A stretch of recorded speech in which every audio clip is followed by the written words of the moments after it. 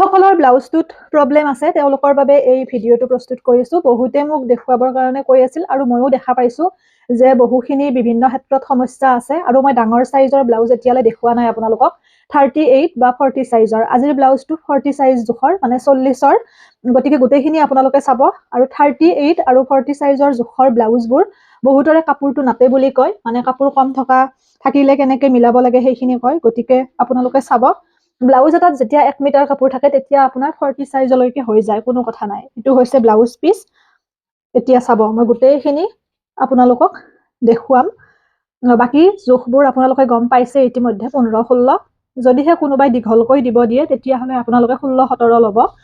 মানে 38 বা 40 সাইজটো যিহেতুকে অকণমান বহুতকে আহল বহলৰ প্ৰয়োজন হয়, শকত হয় বহুতখিনি, কিন্তু এই ব্লাউজটো মই আপোনাৰ 15-16 ল'ম, কাৰণ তেখেতে সিমানখিনিয়ে দিব দিছে যিহেতু অৰ্ডাৰ ব্লাউজ হয়। গতিকে চাব, মই গোটেইখিনি আপোনালোকক দেখুৱাবলৈ চেষ্টা কৰিম আৰু কেনেকৈ কম কাপোৰেৰে মিলাব লাগে এইটো চাব। এনেদৰে যাতে কাপোৰটো আপোনাৰ কাটোতে ভাল হয় সেইটো সদায় নজৰ ৰাখিব। কটাত ভাল হ'লেহে চিলোৱাত ভাল হ'ব।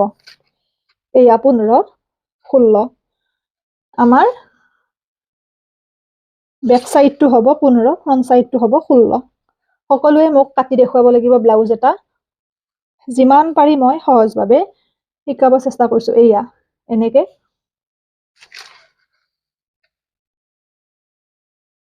এটা কাম কৰিব, 15.5 ল'ব আৰু 16.5 ল'ব। বৰ বেছি ছুটিও ল'ব নালাগে। 15.5 আৰু 16, তেতিয়া খুব ধুনীয়াকে 38 বা 40 সাইজটো হৈ যায়। দেখিছে, এয়া 15.5 আমি বেক সাইডটো লৈছোঁ, 16.5 আমি ফ্ৰণ্ট সাইডটো লৈছোঁ। যিহেতু 40ৰ 40 সাইজৰ 10 4 গুণ 40 10 ল'ব লাগে। আমি 12 লৈ জাপিব লাগে, কিন্তু 13 লৈ জাপিব আপোনালোকে, কাৰণ যিহেতুকে অকণমান ঠাই থাকিলে ভাল হয়। 13 লৈ খুব সুন্দৰকৈ এনেকৈ জাপি দিব। হাতখন দীঘল নহ'ব, যিহেতুকে কাপোৰ কম আছে, গতিকে হাতখন দীঘল নহ'ব। তেখেতে যদিও হাতখন 6 দিব দিছিল মোক, হাতখন দীঘল নহ'ব।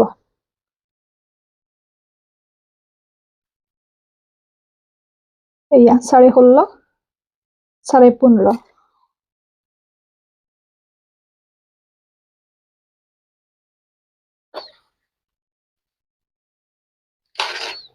এয়া 12।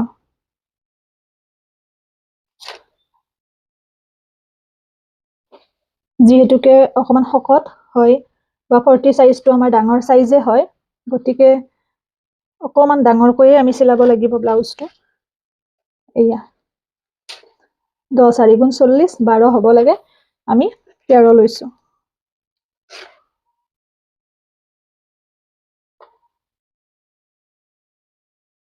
তেতিয়া খুব সুন্দৰকৈ হৈ যাব। আৰু জোখটো বাৰে বাৰে ল'ব দেই।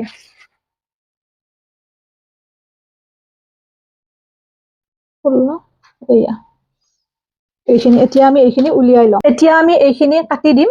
নিশ্চয় গম পাইছে, এইটো 15.5 বেক সাইডটো, ফ্ৰণ্ট সাইডটো 16.5 আৰু এইটো আমি 13 লৈছোঁ।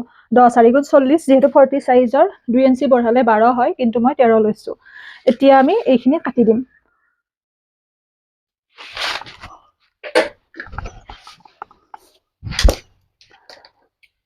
কাটোতে যাতে ভুল নহয় সেইটো নজৰ ৰাখিব। হাতখন বেছি দীঘল নহ'ব, কাৰণ যিহেতুকে ব্লাউজটো আমাৰ সাইজটো বেছি হয়, কাপোৰ বহুতখিনি প্ৰয়োজন হয়, গতিকে হাতখন বেছি দীঘল কৰিব পৰা নাযাব।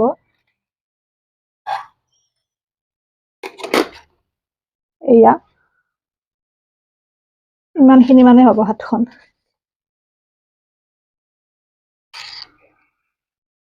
সাত হৈছে, হাতখন আমাৰ 7 হ'ব। বাকীখিনি জোখ মাখ চাব। এতিয়া কাপোৰ একেবাৰে জোখৰ থাকে হয়, বহুতে সেইবাবে মিলাব নোৱাৰে নতুনসকলে, আৰু সেইকাৰণে মই ভিডিঅ'টো প্ৰস্তুত কৰিছোঁ। আশা কৰোঁ এইটো ভিডিঅ' চালে আপোনালোকৰ কনফিউজনসমূহ দূৰ হ'ব।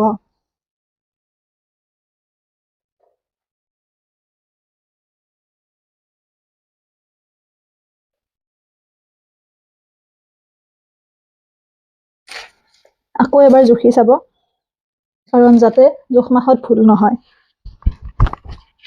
এতিয়া এইখিনি ঠিকে থাকিব, 2.5 2 আৰু আধা, এইখিনি 3, এইটো কিন্তু এইবাৰ 6.5 ল'ব লাগিব আপোনালোকে, 6.5। আৰু কটাটো নিজৰ অনুপাতে প্ৰথমতে আমি 6 লৈছো, ৰাউণ্ড গলে দিব দিছে যিহেতু। এয়া এইটো আপোনালোকে যিমান কটা পিন্ধে, আৰু প্ৰথমতে 6 ল'ব, কাৰণ ফ্ৰণ্ট চাইডটো আমি বেছিকৈ দিলে বেয়া হ'ব যে, বেক চাইডটো আমি এনেও মিলাবই লাগিব। এইটো কিন্তু 6.5, চাইজটো যিহেতু ডাঙৰ, 6.5। আৰু এইটো আধা ইঞ্চি, মই চিলোৱা ভিডিঅ'টো দিম। এইটো আধা ইঞ্চিৰ পৰা এনেকে বেকাকে দিব, চিলাইটো বেকাকে মাৰিব লাগিব, তেতিয়া খহি নাহে কাণখন। এয়া 3, এইখিনি 1, 3ৰ পৰা এনেকৈ 1লৈ আহিব। আৰু এইটো 1 ইঞ্চি, এই 1 ইঞ্চিটো পুৰা সম্পূৰ্ণকে দিব নালাগে, অকমান সামান্য বেকাকে আনিব আপোনালোকে। এয়া এনেকৈ আনিব, মই যেনেকৈ আনিছো, সম্পূৰ্ণ 1 ইঞ্চি নহয়, অকমান সামান্য বেকাকে কাটিলে হ'ল।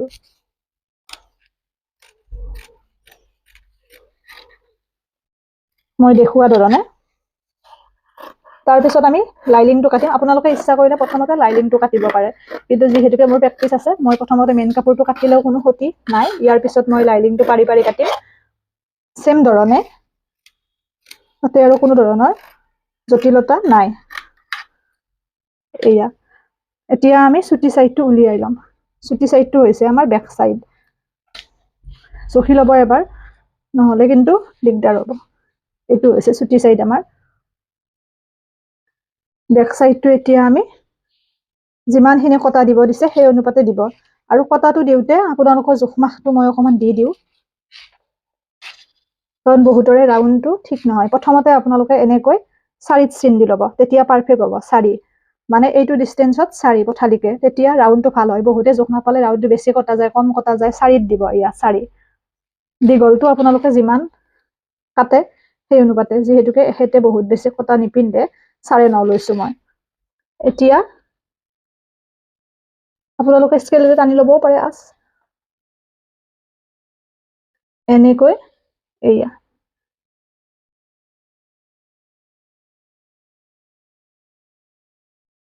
মই যেনেকে দিছো ঠিক এই ধৰণে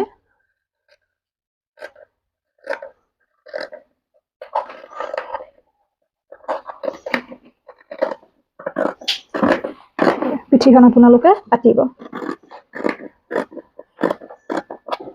তেতিয়া কোনো ধৰণৰ আপোনালোকৰ কম বেছি সমস্যাটো নহয়। এয়া দেখিছেনে কেনেকুৱা হৈছে, এইদৰে পিঠিখন কাটিব। এইটো হৈছে আমাৰ বেক চাইড হৈ গ'ল। এতিয়া আমি ফ্ৰণ্ট চাইডৰ জোখমাখখিনি কৰিম।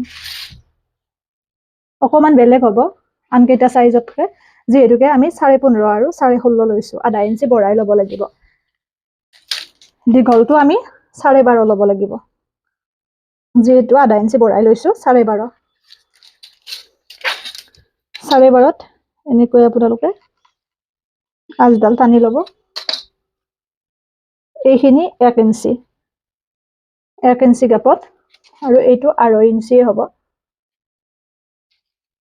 এইখিনি 6, আপোনালোকে এইটো 6.5 ল'ব, 6.5, 3.5,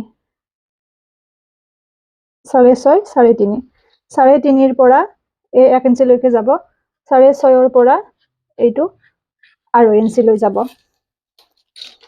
দেখিছেনে একেবাৰে সহজ হয় পদ্ধতিটো। আশা কৰো ইয়াতে আপোনালোকে ক্লিয়াৰলি দেখাও পাইছে, ধুনীয়াকে বুজিও পাইছে।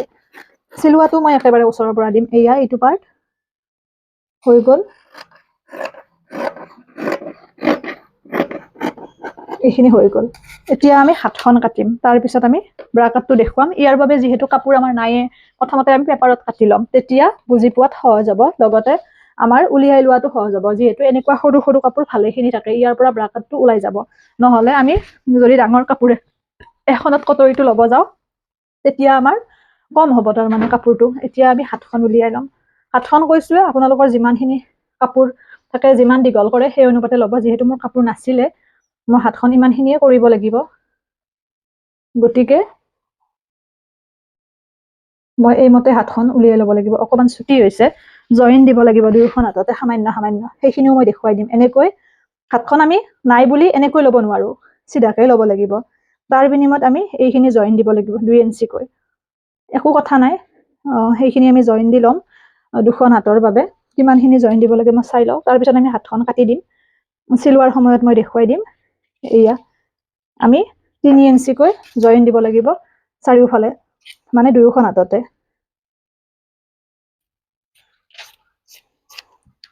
এয়া এইখন এখন হাত হ'ব এতিয়া আমি 4 ইঞ্চি কাপোৰ জইন দিব লাগিলে এনেকৈ আমি ভাঁজ কৰি ল'ব লাগিব ইফালে এইখিনি তাৰ কাৰণে সমানকৈ কাটি ল'ব কাপোৰখন জইন দিবৰ কাৰণে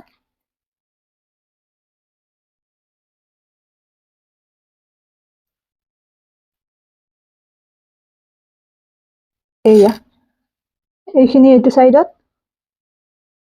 এইখিনি আনটো সাইডত তেনেকৈ 4খন আমাক কাপোৰ লাগিব চাৰিওফালে জইন দিবৰ কাৰণে এইখিনি আমি জইন দি উঠি হাতখন কাটি দেখুৱাম আপোনালোকক জইন দি সেম প্ৰসেছত এনেকৈ পাৰি লৈ হাতখন কাটিব লাগে মই সেইখিনি দেখুৱাই দিম চিলোৱাৰ ভিডিঅ'টোত এইখিনি জইন দিব লগা যিহেতুকে এই কাৰণে দেখুৱাই দিছো কাৰণ নহলে বহুতে ভাবে যে জইন দিব লাগে বা সেইখিনি কাপোৰ কমি গল এনেকুৱা হলে এনেকৈ জইন দিব লাগিব 4খন জইন দি উঠি কিন্তু হাতখনৰ ইনাৰটো কাটিব তেতিয়া এটা জোখতে হৈ যাব ইনাৰখন যিহেতুকে থাকে বেছিকৈ এয়া এই 4খন হাতৰ বাবে মই ৰেডি কৰি থলো মই জইনটো দি কাটি দেখুৱাম শেষত ৰব নহলে মই কাটিয়ে দেখুৱাই দিও একেলগতে প্ৰথমতে জইনটো দি লও হাতখন জইন দিয়াটো মই একেলগতে দেখাই দিও যিহেতুকে হাতখন কাটি দেখুৱাম একেলগে নহলে এই কনফিউজনটো বহুতৰে হয় এনেকৈ প্ৰথমতে ওপৰেৰে চিলাইটো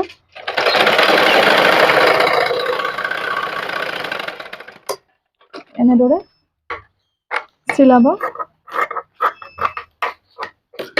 তাৰ পিছত পুনৰ ওপৰেৰে এটা চিলাই মাৰি দিব এনেদৰে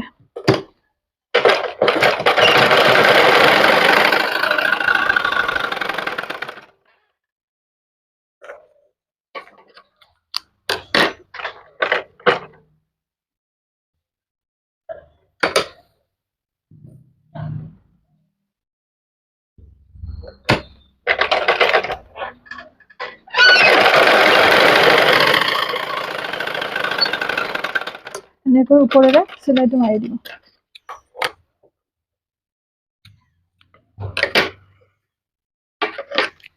ঠিক এনেকৈ আনটো সাইডতো আমি জইন দিলাম কাপোৰখন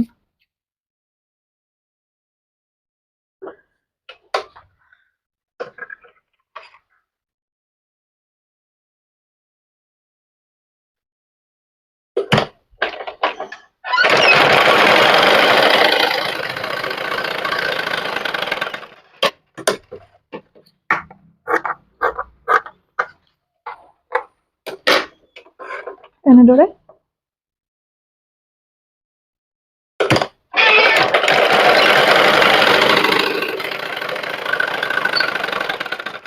ঠিক একেদৰে আমি আনখনতো জইন দিলাম এইদৰে বুজি পাইছে নিশ্চয় এইখিনি এনেও আমাৰ ফিটিংত যাব গম নাপায় জইনটো ইতিমধ্যে দিলো হাতত দেখিছে এতিয়া আমি কাটিম হাতখন এই পদ্ধতিৰে জইন দিব কাৰণ প্ৰায় কাপোৰতে আজিকালি কম থাকে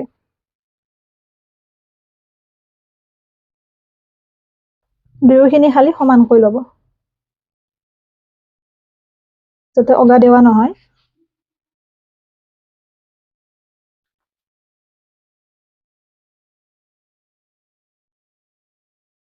এনেকৈ তাৰ পিছত এইখিনি মূৰৰ পৰা তিনিলৈকে চিন দিব একদম মূৰৰ পৰা হাতখন যিমান দীঘল নকৰক মূৰৰ পৰা এনেকৈ তিনিত চিন দি পেলাই আজডাল টানি ল'ব এয়া তিনিত এনেকৈ আজডাল টানি দিব দি পেলাই যিখিনি আমাৰ কান্ধ আছে এখন এনেকৈ পাৰি দিব এইবাৰ দেখিছেনে ধুনীয়াকৈ হৈছে কিন্তু বেকাকে নাপাৰিব মই দেখুৱা ধৰণে সিধাকে পাৰিব এয়া আৰু এইটো হাতৰ ঘেৰ অনুযায়ী যিমানখিনি শকতখিন তাতকৈ 2 ইঞ্চি বঢ়াই ল'ব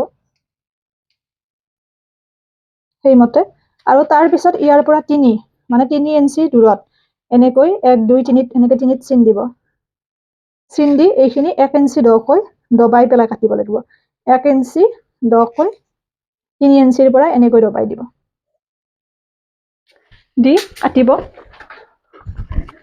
এয়া নিশ্চয় বুজি পাইছে এইখিনি সিধাকে 3 ইঞ্চি কোৰ পৰা আমাৰ ইয়াৰ পৰা 3 ইঞ্চি আৰু গ্যাপটো কিমান 1 ইঞ্চি 1 ইঞ্চিকৈ এনেকৈ অকণমান দবাই কাটিব, তেতিয়া কাষলতিৰ তলখিনি ফুলি নাথাকে।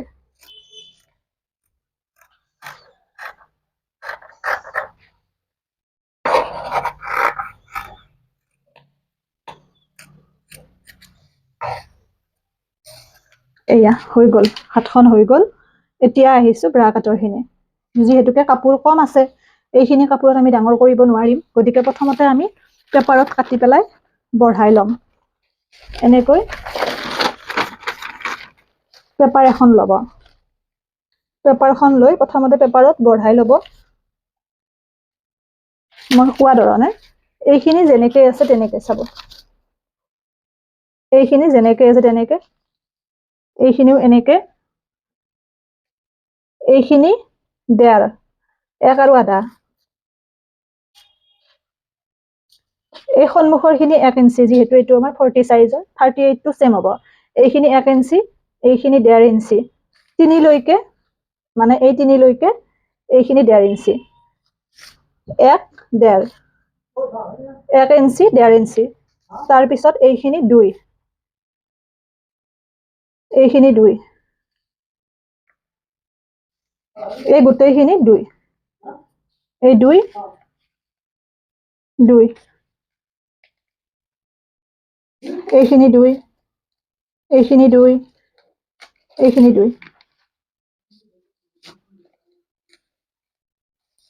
2, এইখিনি 1 ইঞ্চি, এইখিনি 1.5, এইখিনি 1, এইখিনি 1.5, এইখিনি 1.5, 3 ইঞ্চি দূৰলৈকে 1.5, তাৰপিছত 2, 2, এইখিনি 2। এইটো হৈছে আমাৰ 40 চাইজৰ ব্ৰা কাট, 38 টো চেম হ'ব। এনেকৈ, আৰু এইখিনি কাটোতেও অকণমান এনেকৈ দিব, যেনেকৈ মই দেখাই দিছোঁ।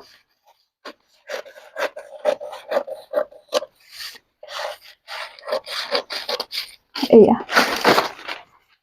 হৈ গ'ল। ইয়াৰে আমি এখন ল'লে হ'ল এইটো। এতিয়া আমি বাকীখিনি কাম কৰিম।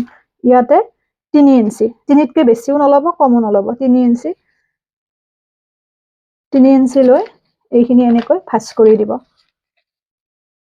ভাঁজ কৰি এইখিনি 1/2 ইঞ্চি, এইখিনিও আধাৰ পৰা এনেকৈ মাজলৈ বেঁকাকৈ আনিব, এইফালেও আধাৰ পৰা বেঁকাকৈ আনিব, আনি এনেকৈ কাটি দিব। লক্ষ্য ৰাখিব যাতে এই পাৰ্টকেইটা সাল সলনি নহয়। কোনটো ক'ৰ পাৰ্ট? এতিয়া আমাৰ কাপোৰ এভেইলেবল হৈ গ'ল। এয়া এই পাৰ্টকেইটা কেৱল লক্ষ্য ৰাখিব যাতে হেৰাই নাযায়। এয়া এতিয়া আমি ইয়াৰ পৰা এটা ওলাব, কম কাপোৰতে এনেকৈ কটৰীটো উলিয়াই ল'ব। পিন আপ কৰি থ'ব যদি হেৰাই যায় যেন পায় নতুনসকলে।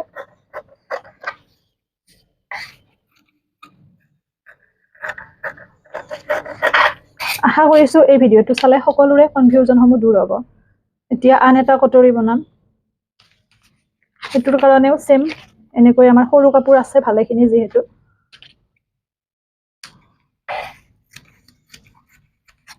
এইদৰে ব্ৰা কাটটোৰ কাৰণে কাপোৰটো উলিয়াই ল'ব পেপাৰত কাটি, এই পদ্ধতিৰে।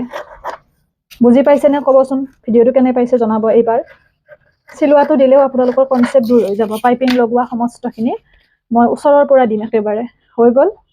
এতিয়া এইখিনিৰ কাৰণে আমাৰ কাপোৰ ইয়াতে আছে, যিহেতু বুকুৰ পটিৰ বাবেও অকণমান আমি ৰাখিব লাগিব, নহয়নে? কাপোৰ একেবাৰে টনাটনি হৈ যায়। এনেকৈ ধুনীয়াকৈ দুয়োটা কাটি দিব।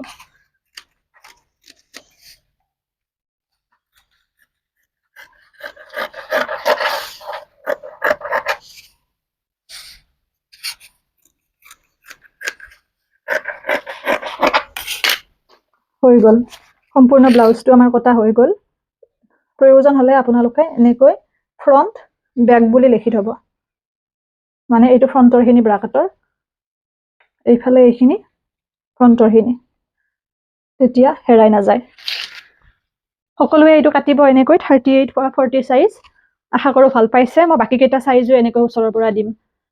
সকলোৱে কাটি পেলাই দেখুৱাব, চিলোৱাটো দি আছো মই।